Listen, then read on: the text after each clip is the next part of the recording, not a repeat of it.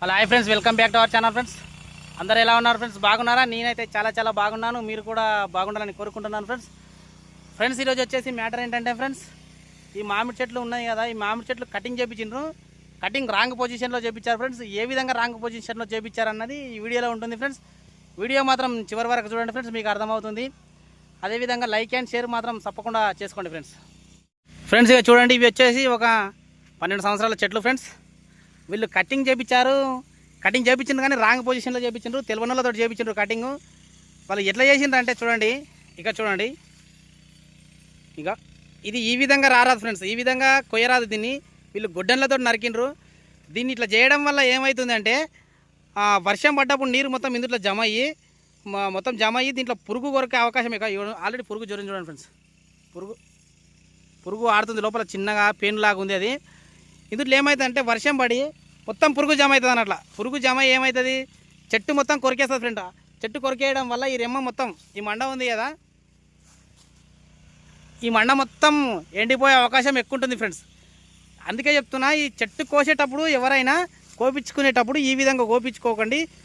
మంచి రంపాలు తీసుకొని కోయాలి ఫ్రెండ్స్. దీన్ని మెలకల కత్తులు తీసుకొని, ఎరకల కత్తులు తీసుకొని నరికిండ్రు. అదే కొంచెం ఓసిండ్రు, కొంచెం నరికిండ్రు.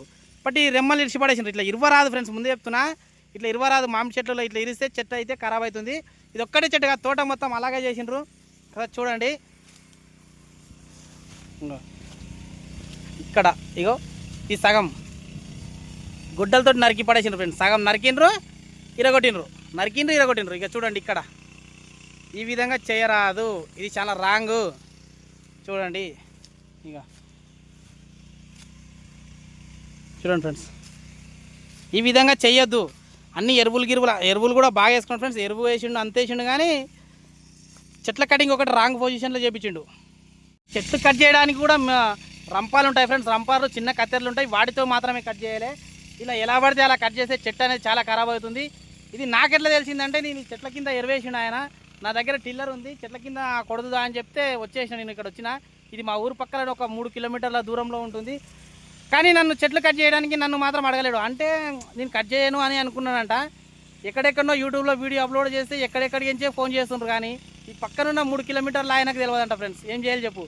ఇంకా టిల్లర్ కొట్టడానికే పిలిచిండు. కొడుతున్నది ఏ విధంగా కొడుతున్నా అన్నది కూడా చూపిస్తా చూడండి.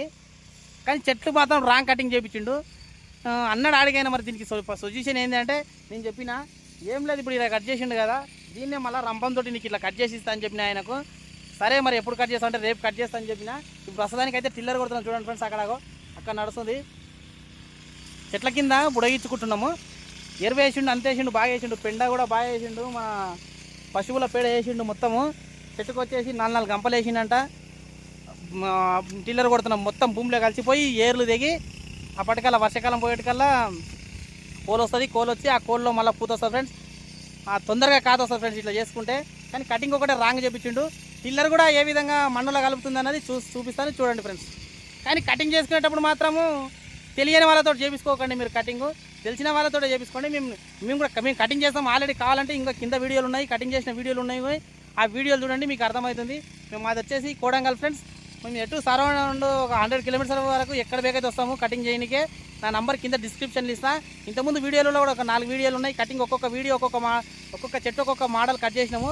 తోటను బట్టి కటింగ్ చేసినాము. ఆ సొల్యూషన్ ఏంది అనేది, చెట్లు అల్లుకుంటే ఒకలాగా చేసినాము, చిన్న చెట్లను ఒకలాగా చేసినాము, 18 ఫీట్లు పెడితే ఒకలాగా చేసినాము.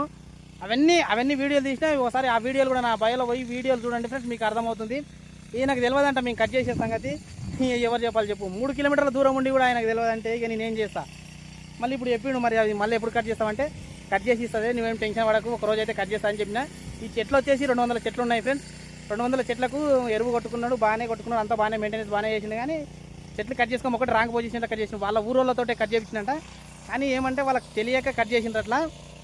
అందుకే చెప్తున్నా, తెలియని వాళ్ళతోటి మాత్రం మీరు కటింగ్ చేసుకోకండి ఫ్రెండ్స్, ఓకేనా? టిల్లర్ కొడుతున్నాం, చూపిస్తాను చూడండి ఫ్రెండ్స్. ఇక చూడండి, ఎరువేసిండిరా.